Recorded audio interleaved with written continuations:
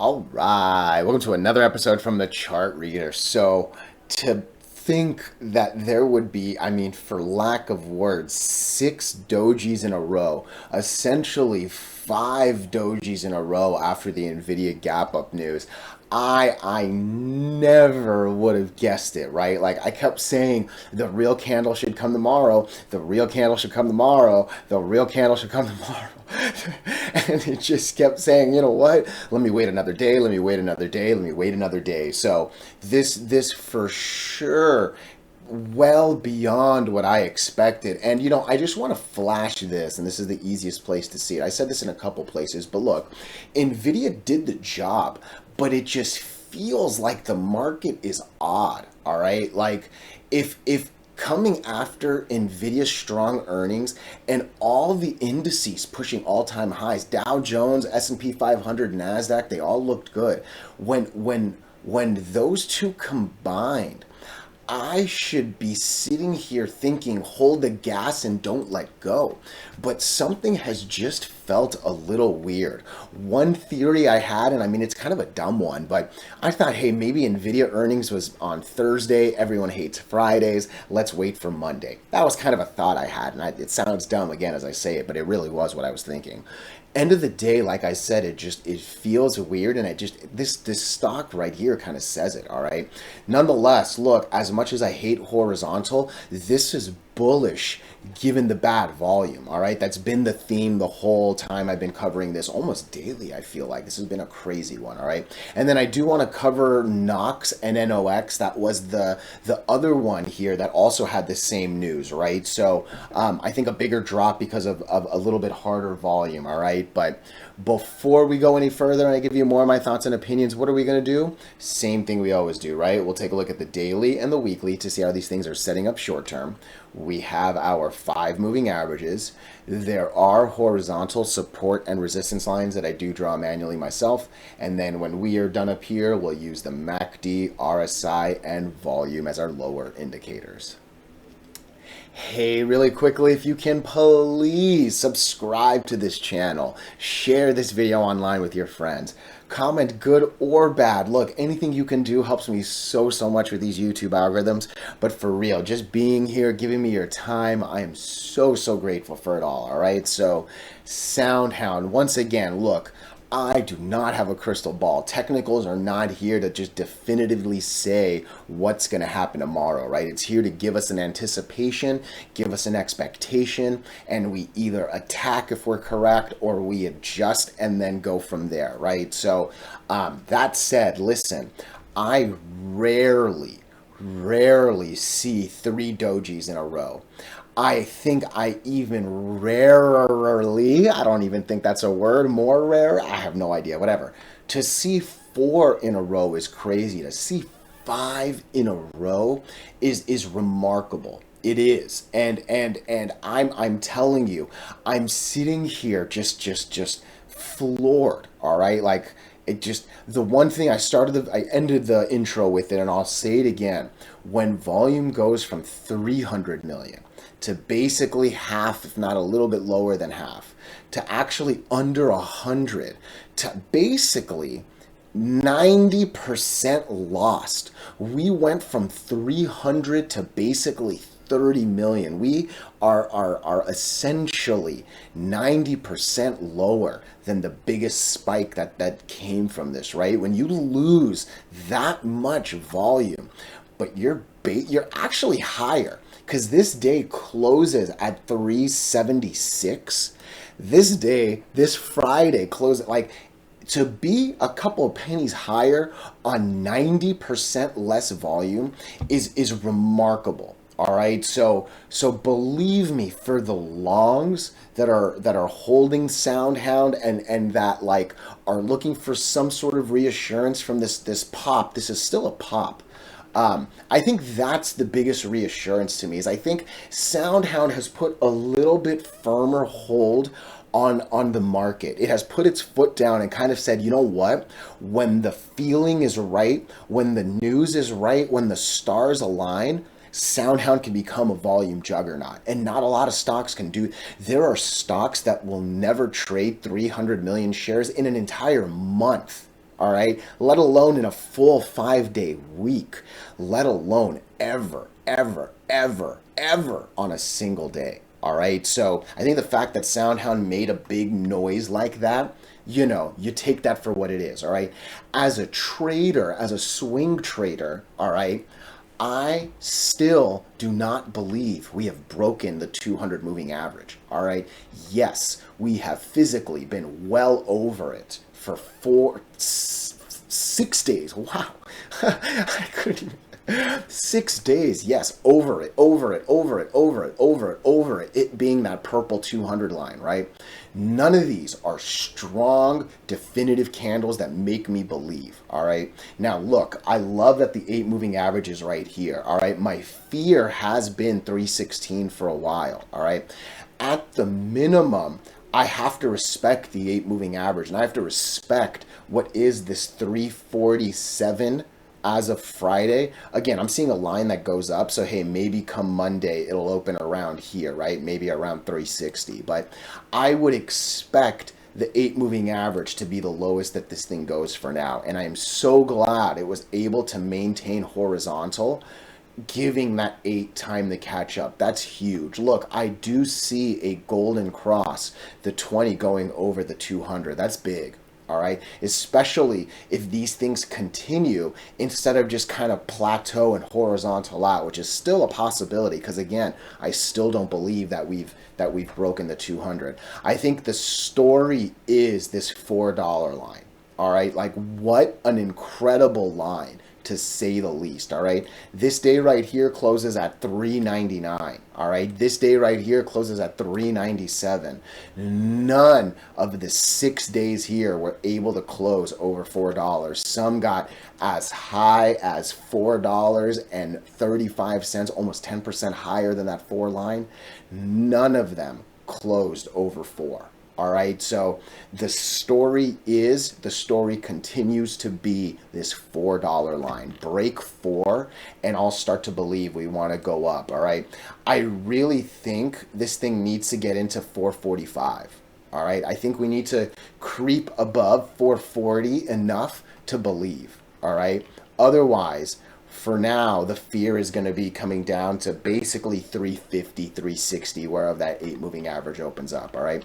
I would be very worried if this loses 372. I'm a lot less worried given this, right? So, again, is 316 still a possible fear? Yeah. I think you still got to worry a little bit about 316. For sure, you should, right? But we're going to give the 8 moving average the credit it deserves. We're going to acknowledge the golden cross on the 20. We're going to acknowledge that we still see the 20 going up. And look, the 8 had that before it popped, right? I think that this still kind of reflects that, and I think it's going to come up nice and quick. And hey, maybe over the next couple days, it might actually kind of jump a little quicker and get close to that 316 and make that line just that much stronger, right? But again, technically, using my system, my strategy, right? Feel free to rip it off. You can lose the 8, fall all the way down to the 20, and still be bullish. Okay? No one wants to fall from 350 all the way down to basically 250. That's almost a 33% loss, right? So that's not a bullish anyone wants to sit on, right? That's a bull that's going to throw you off hard. So, you know, I think I'd start getting really scared under 316. Again, I keep saying this in all the videos. There are people that have been holding this in the 150s, if not even lower, that are laughing as I'm saying worry about 316 while they're loving 316, and we're obviously a little higher than that, right? So, you know, just different perspectives for different timelines, all right? Where are we on the weekly? Look, that's a big candle over the 50 moving average. That is not confirmation, but look, I obviously said it on these. I have to say it here. Generally speaking, the candle after the doji tells the truth, all right? And I'm expecting us to either come up to 450 or, I mean, really based on this, come down to 316. Again, hopefully that daily holds us and it's not quite 316. But yeah, the weekly actually makes 316 very, very feasible. All right. So not quite a golden cross, but it seems like the 8 wants to cross up on that 50 right there. So interesting. Interesting. 6 dojis in a row, 90% volume loss. Were actually higher than we were when we had that full 300 million. Kind of crazy when you think about it. Again, I got no crystal ball. I'm sitting here shocked.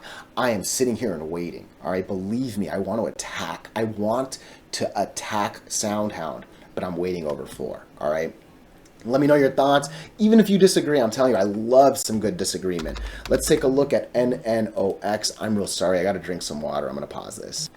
All right, I apologize. My throat was getting a little dry. So, NNOX, real quick, if you can please share the video, please subscribe. It does wonders with these algorithms, all right? So, I loved NNOX the day after, all right? Because, again, remember, they both had the pop. 215 on SoundHound was the gap up.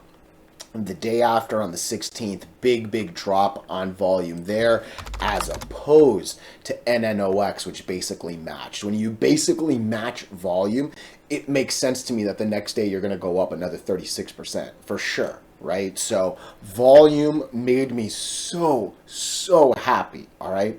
Excuse me.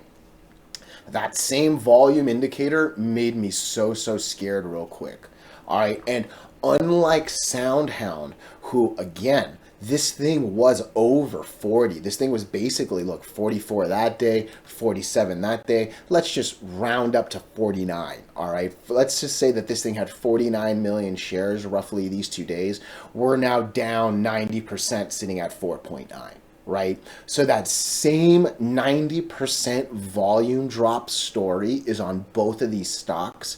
However, this one is significantly lower than SoundHound, all right? And do I have a real good reason for why? I don't, all right? I think SoundHound maybe has a little bit more because NVIDIA is an AI stock, Palantir is an AI stock. I think there's a real strong sector that can hold SoundHound, as opposed to NNOX, which is kind of living in this like biotech world. Hey, don't get me wrong, I'm sure there are a lot of really good biotech stocks that I don't know, and some of you like hardcore bio holders are like, dude, this guy's dumb, right? So believe me, there's not, I don't know every stock out there, right? But that's just kind of my guess. I think AI has had a real good hype.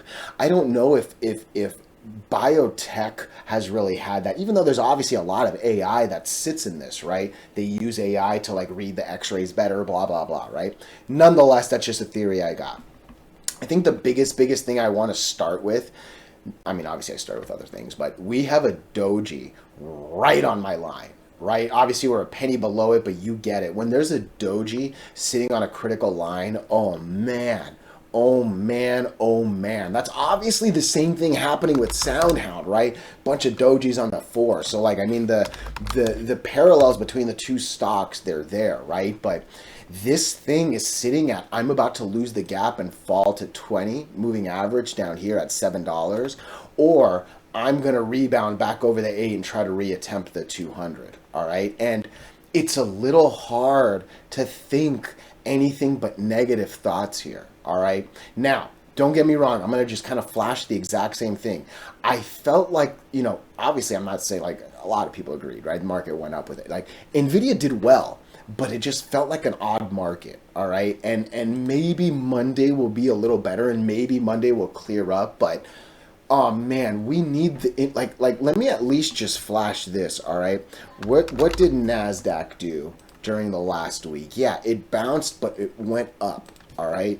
What did SPX do? It bounced, but it went up, right? NNOX actually couldn't get a bounce up during the week, and they had 2 lines that it should have done it on, right? So this is actually going opposite of the indices right now. That has me a little extra worried too, but the same volume issues are looking a lot worse on this one. And, you know, I think it's also just a little fair to say that, I mean, since the IP, I guess obviously this was a moment. I don't really remember what happened here, but no, I don't want to make it. I think that's a dumb comment. I don't really have much of a thought, but yeah, I guess the last main key difference is, look, SoundHound, even at 90% lower, is still actually 10x NOX, give or take, right? So again, I think it's just a combination of relatively lower volume, 90% drop, and I mean, The other thing to just say is they both didn't really confirm the 200. This candle actually closes down here. This closes at 950.